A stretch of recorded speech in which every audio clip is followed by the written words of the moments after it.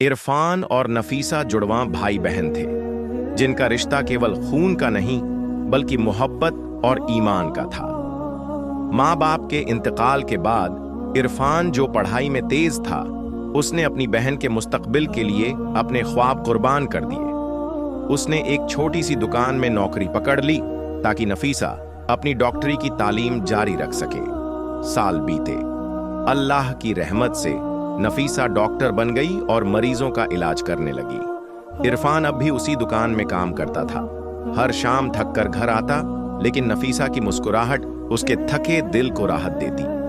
दोनों सादगी से जीते, हर हाल में अल्हम्दुलिल्लाह कहते। एक दिन नफीसा की जिंदगी में अयान नाम का एक रईस आदमी दाखिल हुआ। उसने निकाह का वादा किया और बेहतर जिंदगी का ख्वाब दिखाया। नफीसा ने एहतियात से सब कुछ अपने भाई से साझा किया। इरफान ने मुस्कुराकर कहा, तेरी खुशी ही मेरी दुआ है, और सब कुछ अल्लाह पर छोड़ दिया। निकाह की तैयारी शुरू हुई, लेकिन अयान के घर वालों ने 50 लाख रुपए दहेज की मांग रख दी। इरफान टूट गया, लेकिन बहन के लिए उसने अपनी जमीन बेच दी और वालिदा की चूड़ियां तक गिरवी रख दी।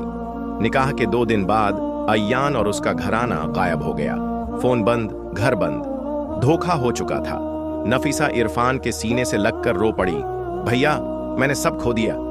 इरफान ने उसे थामते हुए कहा, नहीं बहना, जब तक मैं हूं और अल्लाह हमारे साथ है, तूने कुछ नहीं खोया। उस रात दोनों ने तहज्जुद की नमाज पढ़ी और अल्लाह से सब्र और राहदारी मांगी, और उसी रात नफीसा के दिल में इंसाफ की चिंगारी जली। नफीसा ने कहा, इस्लाम सब्र सिखाता है, मगर जुल्म के सामने खामोशी नहीं। अब वक्त है अमल का, नफरत से नहीं, इज्जत से।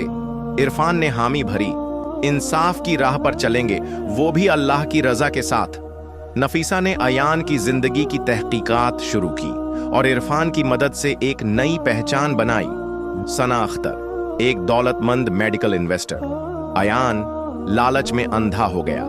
नफीसा ने उसे एक नकली मेडिकल प्रोजेक्ट में 50 लाख की पेशगी देकर फंसाया।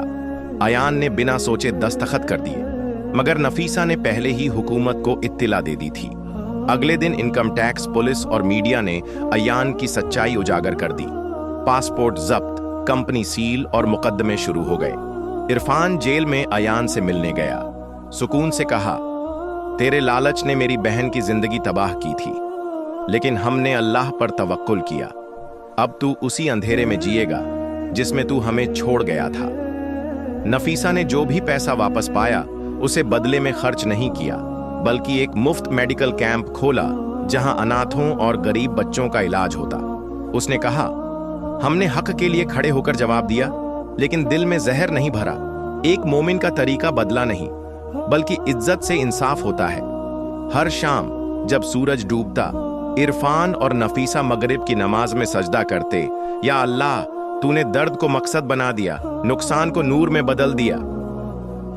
मॉरल, सच्ची ताकत सब्र और तवक्कुल में है। जब जुल्म हो तो बदले से नहीं, इस्लामी इंसाफ से जवाब दो। अपने घर वालों की हिफाजत करो और तकलीफ को अपने दिल को कड़वा करने मत दो।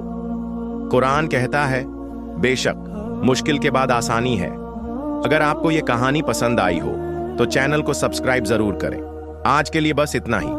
अगली बार फिर मिलेंगे एक और दिलचस्प कहानी के साथ, इंशाअल्लाह। तब तक के लिए अल्लाह हाफिज।